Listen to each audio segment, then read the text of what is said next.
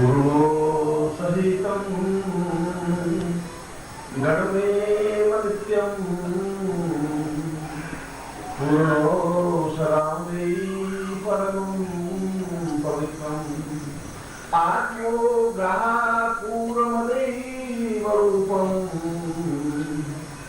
सिद्धार्थो मे गुरुवे नमः। आज का प्रवचन में अत्यधिक पवित्र और पावन स्वामी सच्चिदानंद जी के श्लोक से गुरु पूर्णिमा की पूर्व संध्या पर प्रारंभ कर रहा हूं और यह श्लोक अपने आप में शिष्यों के लिए एक मार्गदर्शक है, एक पुस्तिका है, एक जीवन का चरित्र है, एक जीवन का चिंतन है। आज का दिन और आज का दिन ही कल का दिन भी हमारे जीवन के अत्यंत महत्वपूर्ण क्षण थे। यदि हम उन क्षणों को पहचान सकें, यदि हम क्षणों को समझ सकें, यदि हम समझ सकें हमने जीवन में क्या उपलब्धियां प्राप्त की और क्या नहीं की, उसके लिए कोई विशेष अंतर शरीर में नहीं आता। मैं तुम्हारे सामने बैठा हुआ हूं और मेरे शरीर में कुछ अंतर है नहीं, और यदि मैं अपनी जेब में ढूंढूं तो जेब में मेरे 400-500 रुपए हैं और अगर निकाल देता हूं तो शरीर में कुछ अंतर आया नहीं, और जेब में 2 लाख रुपए रख दूं तो भी शरीर में अंतर आएगा नहीं। शरीर में अंतर दिखाई नहीं देगा, एक आत्म स्टेट का दिखाई देगी, एक मन का स्टेट का दिखाई देगी, मन की स्फूर्ति, मन की ताकत, मन की क्षमता महसूस होगी।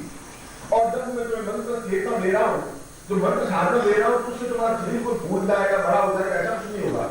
मतलब में एक सांस आएगी, हिम्मत आएगा, एक जोश आएगी, कर्मठता आएगी, कुछ ऐसा लपक आएगी, आंख में और चेहरे में चमक दिखाई देगी, और तुम्हारे चेहरे पर चमक दिखाई दे रही है।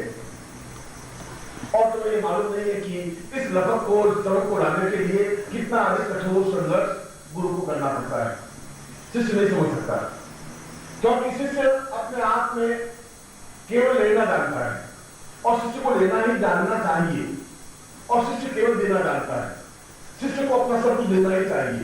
यह लेने और देने की क्रिया होठों से नहीं होती, यह प्राणों से होती है, यह आत्मस्थिरता से होती है, यह अपने आप के अंतर समझने के माध्यम से होती है।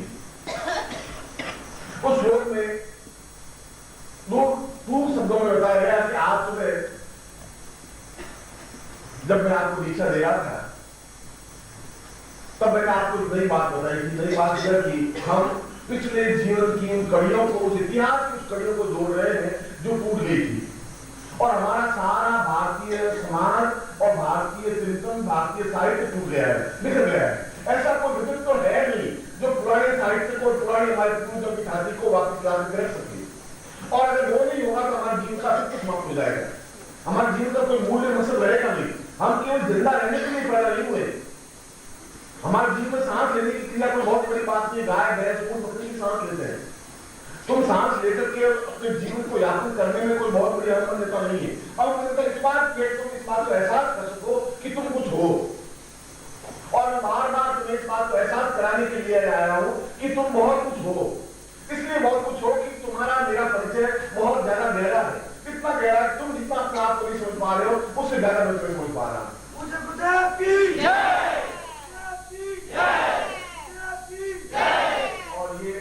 और ये संबंध अगर दूसरा कोई पड़ोसी तुम्हें थोड़ी सी आंख टेढ़ी करके कह दे, तुम उसका आंख खोलने के लिए तैयार हो जाओगे, गला पकड़ लोगे, लड़ झगड़ा कर लोगे, मारपीट कर लोगे।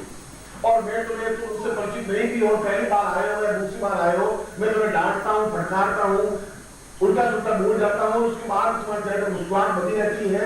इसका मतलब तुम्हें क्रोध नहीं आता, कोई कारण है, कोई रीजन है। मेरे संबंध इस जीवन के नहीं है, इस जीवन के तुम्हारे मेरे संबंध तुम अच्छी तरह मुझे पहचान नहीं पाए, इस शरीर से तुम पहचान नहीं पाओगे, इस शरीर में वो क्षमता नहीं, आंखों में वो ताकत है नहीं। और उन जीवन को, उस चिंतन को समझने के लिए तुम्हें पिछला जीवन देखना पड़ेगा, अपने पिछले जीवन में जाना पड़ेगा। और मैं तुम्हें पिछले जीवन की कड़ियों से जोड़ रहा हूं। आज मैं जोड़ा तब मैं पूरे 800 वर्षों के समय इतिहास को जोड़ रहा था, तुम्हारे इतिहास को जोड़ रहा था, शंकराचार्य के इतिहास को नहीं जोड़ रहा था। शंकराचार्य तो एक जीवन का कार्य किया, तो शंकराचार्य उसमें सन्यासी से बनकर बैठा, राजगुरु बनकर बैठा है, अंदर इतना ही आया, उससे ज्यादा अंतर नहीं आया। पर उस समय उसके मन में एक कचोट वेदना थी कि मुझे कुछ करना है, क्योंकि उससे पहले भी 800 वर्षों से पहले इतिहास संबंध टूटा हुआ था। और आज में अगर मेरे जीवन की छटपटाहट है, कुछ वेदना है, मेरे जीवन की कुछ अंत दुनिया, तो केवल यह है कि हमारे पूर्वजों का जो कुछ ज्ञान है, जो कुछ शिक्षा है, जो कुछ है, वह सब कुछ पन्नों पर उतरता है, कागजों पर उतरता है। तो मैं हृदय पर लिख दूं, मैं अच्छी तरह से कलम से लिख दूं, कागज के ऊपर लिख दूं, वे मिट नहीं सकते। कागज गल सकते हैं, किताबें गल सकती हैं, क्यों किताबें गल गई। किताबों में ताड़पत्रों पर, भोजपत्रों पर लिखी हुई सारा कागज ग्रंथ मुगलों ने खत्म कर दिया, आपका ये समाप्त कर दिया। मगर मैं उस प्रकार की गलती वापस नहीं करूंगा जो शंकराचार्य ने गलती कर दी। शंकराचार्य ने गलती यह कर दी, उन्होंने ग्रंथों में लिखा और मैं तुम्हारे प्राणों में लिखने की कोशिश कर रहा हूं।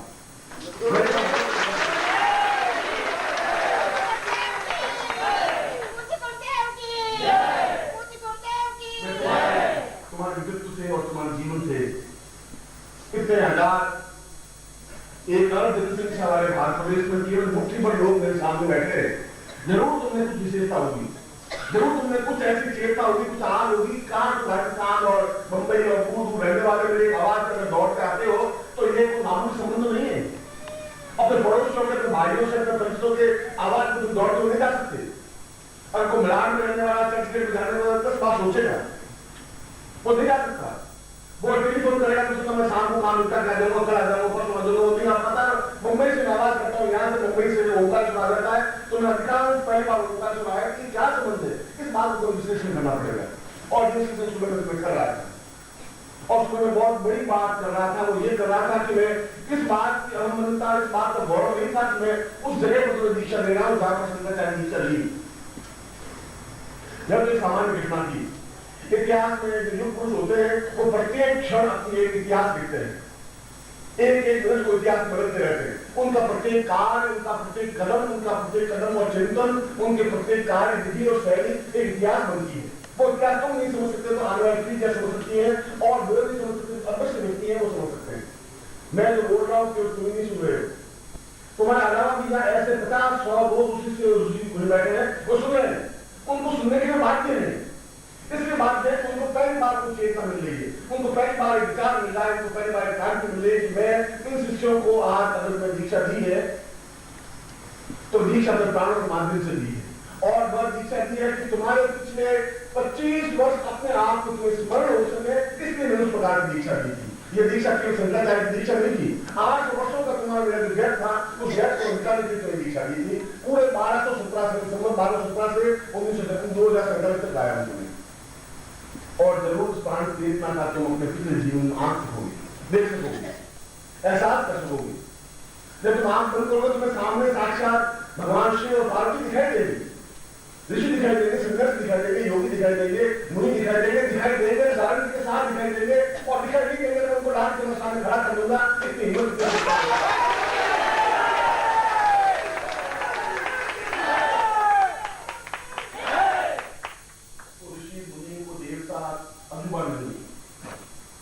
कोई ऐसी अद्भुत व्यक्तित्व नहीं है, कोई ऐसी चीज नहीं है। मन का विनाश देवता, मंत्र और शब्द सबसे ऊपर है।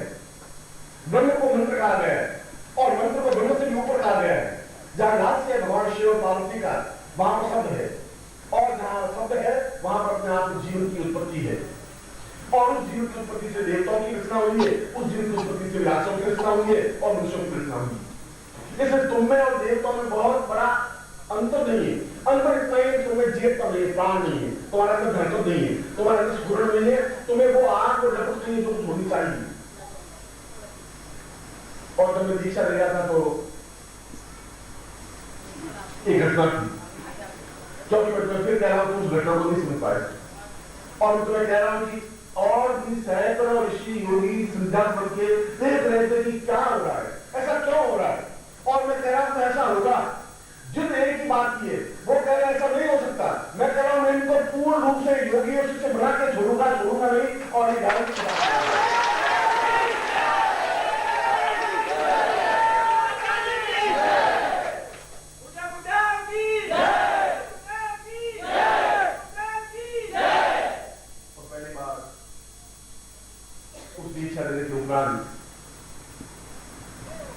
इस श्लोक में एक बहुत नवीन तथ्य बताया गया है, और नवीन तथ्य बताया गया है सिद्धाश्रम का कोई भी योगी केवल पृथ्वी पर ही निवास नहीं करता है।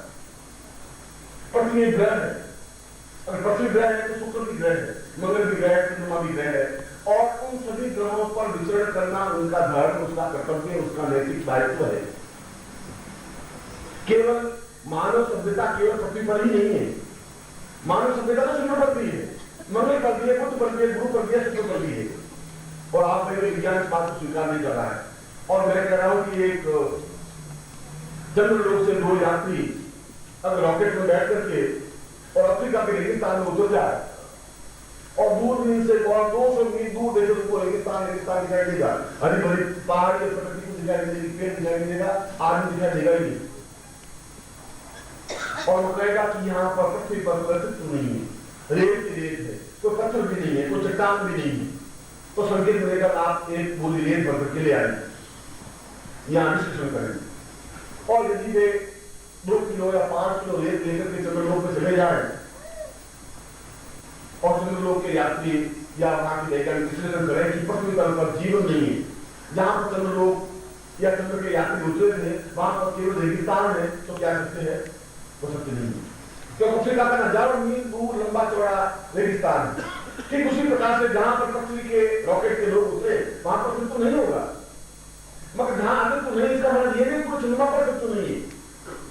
चंद्रमा हंसो एक दाता पूर्व सदा मुक्ता पूर्वा सदा, यजुर्वेद 2 शब्दों में कह रहा है कि ये जो चंद्रमा का आधा भाग बिल्कुल निर्जन रेगिस्तान है, काला है, उसमें कुछ भी नहीं है, क्योंकि चंद्रमा की पूरे महीने की 15 कलाएं बिल्कुल निस्तेज है, निर्विकार है, और बाकी 15 कलाएं अपना आप में पूर्ण यौवनवान है, क्षमतावान है, एक ही कला बढ़ के पूर्ण मासी का काम मिल जाता है। इसीलिए इस श्लोक को बताया गया कि वह गुरु केवल पृथ्वी लोक पर विचरण नहीं करे, केवल मेरा अस्तित्व तो इसलिए नहीं है कि मैं पृथ्वी लोक पर विचरण करूं, मेरा कर्तव्य अगर तुम्हारे साथ में है तो चंद्र लोक के शिष्यों के साथ में है, फिर मंगल लोक के शिष्यों के साथ में है, फिर शुक्र ग्रह के शिष्य है उनके भी साथ में है, और अगर कोई शिष्य है उनके बीच में मेरे संबंध और तादाद में है, उनको उसी प्रकार चेतनायुक्त बनाना है, उनको उसी पर क्षमतावान बनाना है जिस प्रकार से तुम्हें बनाना है। और इसीलिए कोई भी योगी, कोई भी सन्यासी जो प्राण चेतना युक्त है वो किसी एक धरती से बंधा हुआ नहीं होता, सिद्धार्थ का वासी किसी एक छोटे से भूखंड से बचा हुआ नहीं होता। और उन लोगों के पदमूल धारणा बन गई है, जहां पर भी न्यूनता है वहां में प्रहार करना मेरा कर्तव्य और मेरा धर्म है, अगर मैं प्रहार नहीं करूंगा तो फिर एक दर्शक उठाए वापस व्याप्त होंगी, कौन आकार करेगा, कौन किस प्रकार से प्रहार करेगा? प्रहार करने की बहुत धार चाहिए, ताकत चाहिए, क्षमता चाहिए, उन लोगों के सामने बोलने की एक साहस चाहिए। अगर यहाँ का कोई पंडित अगर मैं उनके सामने चुनौती दूं तो फिर मुझे पूरे वेद मंत्रों का ज्ञान होना चाहिए, और जिसमें वेद मंत्रों का ज्ञान नहीं होगा तो मुझे बोलना पड़ेगा। वो कहते अच्छा आपने देखो मुझे बहुत मान है, आप रुद्राभिषेक के सामने करिए, फिर मैं भोजन तो कर सकता हूँ, रुद्राभिषेक नहीं कर सकता, तो फिर मुझे दोनों नीचे देखना पड़ेगा, और मेरे भी नीचे देखने का मतलब हजारों शिष्यों को नीचे देखना पड़ेगा, और वैसा नहीं कर सकता। मैं तो उसी क्षमता के साथ रुद्राभिषेक का पूर्ण अभिषेक भी करके दिखा सकता हूँ, और करता हूँ। रुद्राभिषेक तो बहुत छोटी सी चीज है, रुद्राभिषेक तो एक भगवान शिव की स्तुति है, आराधना है, एक चिंतन, एक विचार, एक धारणा है। रुद्राभिषेक के उन विशेष मंत्रों के माध्यम से भगवान शिव को सामने प्रत्यक्ष प्रकट किया जाए, उन मंत्रों के माध्यम से भी उनको आप प्रत्यक्ष देख सकें, यह रुद्राभिषेक है। और इसीलिए आज का जो प्राण चेतना दीक्षा संस्कार था तुम्हारा, तो प्राण चेतना दीक्षा संस्कार पिछले 800 वर्षों के बाद में वापिस पहली बार स्पष्ट हुआ, आपको एहसास किया, आपका सारा शरीर झिंझनाया होगा, एहसास किया होगा, और ठीक उस प्रकार से झिंझनाया होगा जिस प्रकार से एक मुर्दा शरीर में बिजली का करंट दिया जाए। जीवित शरीर में करंट देने से थोड़ी हलचल हो सकती है, बिल्कुल जो 800 वर्षों से मुर्दा हो गया उसमें करंट देने से कुछ हलचल हो, और कुछ हलचल भी होगी तो मैं इसको जिंदा सरकार बना दूंगा, ये मेरी गारंटी।